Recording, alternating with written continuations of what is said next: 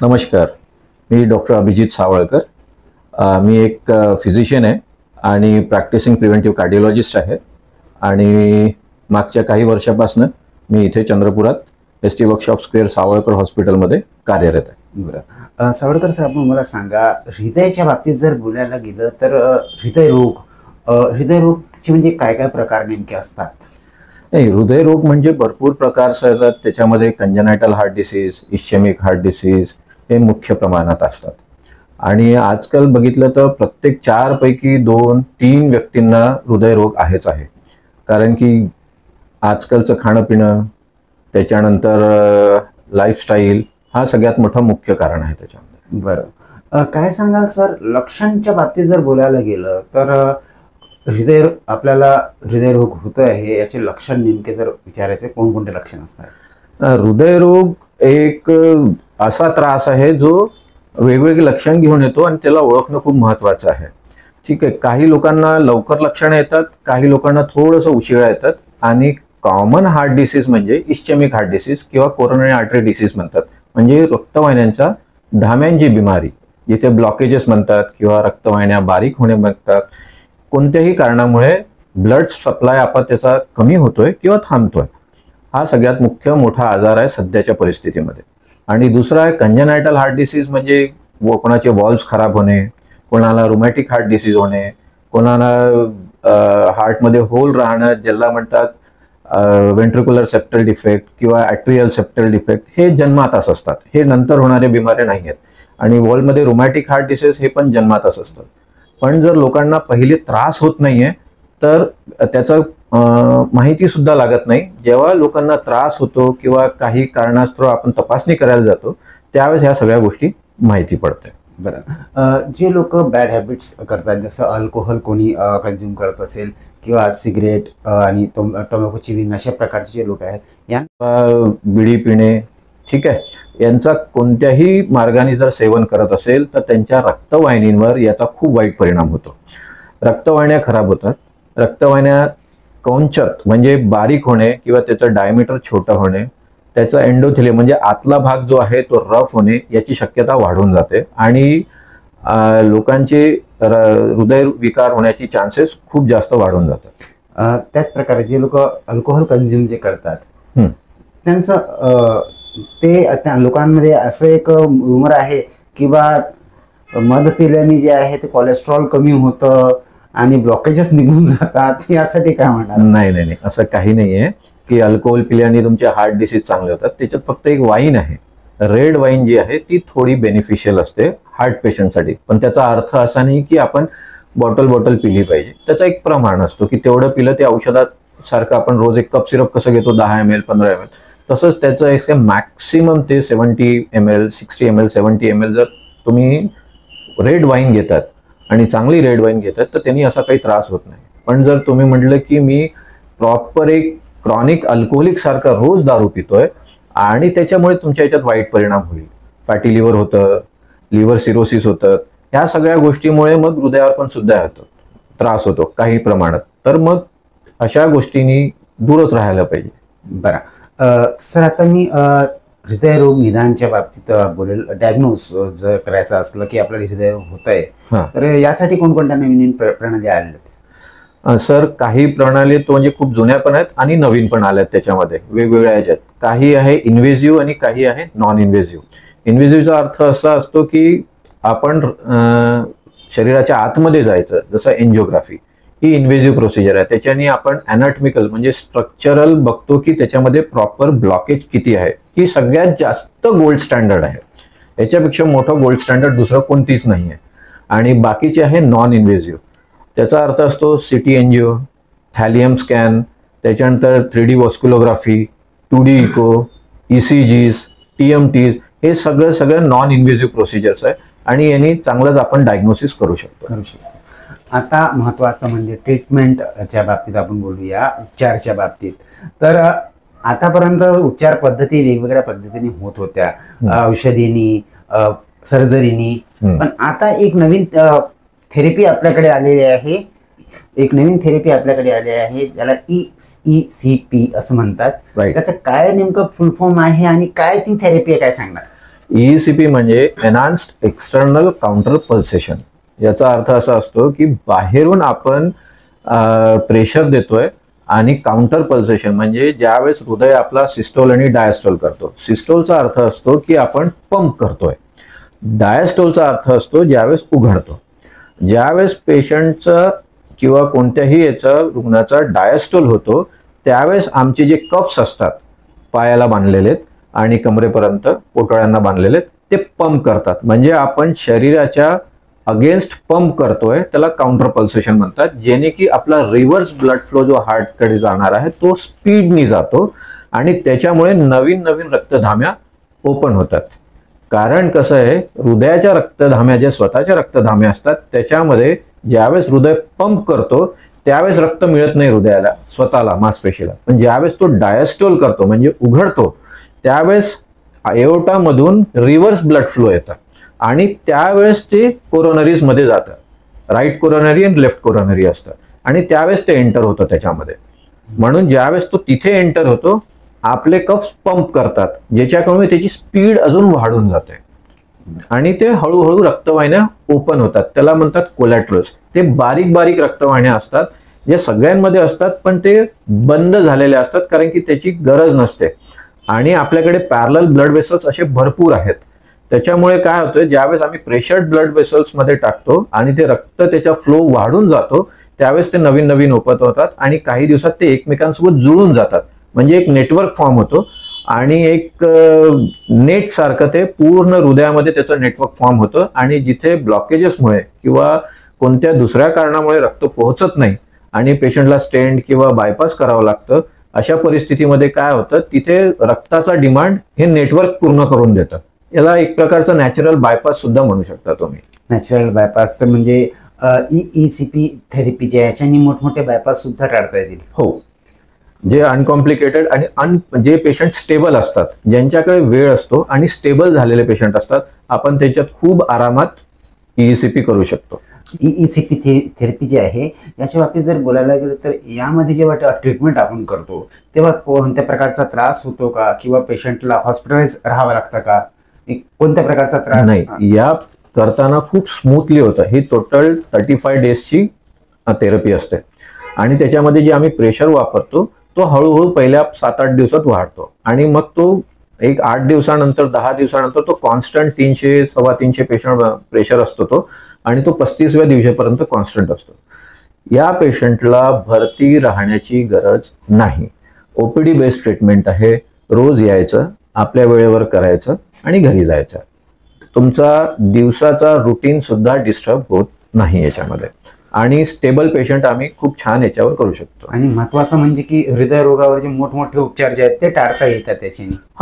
टाळता येतात म्हणजे तुम्हाला पेशंट स्टेबल पाहिजे त्यावेळेस, की पेशंट घरून येऊन जाणं करू शकला पाहिजे. ठीक आहे. जे पेशंट ACS असतात म्हणजे अॅक्यूट कोरोनरी सिंड्रोम असतात, ज्यांना ताबडतोब जर मी एंजिओप्लास्टी केली नाही तर पेशंट दगावू शकतो, अशा पेशंटला आम्ही आजही ॲडवाइस करतो की तुम्ही पहिले एंजिओप्लास्टी करावी आणि पेशंट स्टेबल झाल्यानंतर पुढच्या गोष्टीसाठी की बाकी काही छोटे छोटे ब्लॉकेजेस असतात ते काही दिवसानंतर मोठे होऊ शकतात, तर त्याच्या प्रिव्हेंटिव्हसाठी आम्ही मग पेशंटला ॲडवाइस करतो 1-1.5 महिन्यानंतर की तुम्ही आता EECP स्टार्ट करू शकता जर तुम्ही इच्छुक असाल तर. आणि राहिलं याच्यामध्ये काही पेशंट्स असतात ज्यांना आम्ही EECP साठी सक्त मनाई करतो कारण की आपण प्रेशर देतो. त्याच्यामुळे काय व्हॉल्व्युलर हार्ट डिसीज यांच्यासाठी ही ट्रीटमेंट बिलकुलच नाही आहे. ज्यांचे AV वॉल्स, बाकीचे मायट्रल वॉल्स किंवा पल्मनरी वॉल्स हे खराब असतील किंवा रुमॅटिक हार्ट डिसीज असतील, आपण हे ट्रीटमेंट त्या लोकांना बिलकुल करत नाही. ते इच्छुक असले तरी आपल्याला यांना मनाई करावी लागते कारण की पेशंटला एक ट्रीटमेंटसाठी मी धोक्यात नाही टाकू शकत. आणि काही पेशंट्स असतात ज्यांना पल्मनरी आर्टरी हायपरटेन्शन असतं, PAH म्हणतात, त्यांना पण आपण करू शकतो, पण त्यांना पहिले PAH कमी करावा लागतो आणि मग त्यांना आपण EECP साठी घेतो. आता एवढी चांगली थेरपी आपण सांगत आहात तर खूप सारे लोक असे आहेत जे विचार करतात किंवा ब्लॉकेजेस तर सर्वांनाच आहे. हो, तर मग आपण सुद्धा EECP थेरपी का बरं नाही करावी? तर एक प्रश्न असा की ही जी थेरपी आहे ही फक्त हृदयरोगीच करू शकतो की ही थेरपी कोणीही करून घेऊ शकतो? सर, ही कोणी पण करू शकतात. ज्यांना सगळ्यात पहिले फॅमिली हिस्ट्री पॉझिटिव्ह आहे, ज्यांचे आई बाबा, भाऊ बंधू, आजी आजोबा ज्यांना अशी हिस्ट्री आहे हार्ट हिस्ट्री म्हणजे ज्यांना CAD ची हिस्ट्री आहे, कोरोनरी आर्टरी डिसीज, ब्लॉकेजेस, ज्यांचे प्लास्टी झाले आहेत, बायपास झालेत, याचा अर्थ आज न उद्या त्यांना काही प्रमाणात, जर कोणी 4 बंधू असतील तर 2 किंवा 3 लोकांना ह्या गोष्टी होणारच आहेत. फक्त कधी होणार आहे? एक वयामानाने. ब्लॉकेजेस होणं खूप पहिलेपासून स्टार्ट होतं. ज्या दिवशी हार्ट अटॅक येतो त्या दिवशी ब्लॉकेजेस नाही होत, त्या दिवशी फक्त त्याचा त्रास दिसतो, की ब्लॉकेज एकाच दिवसात 90% किंवा 100% कधीच होत नाही, हळूहळू वाढतात.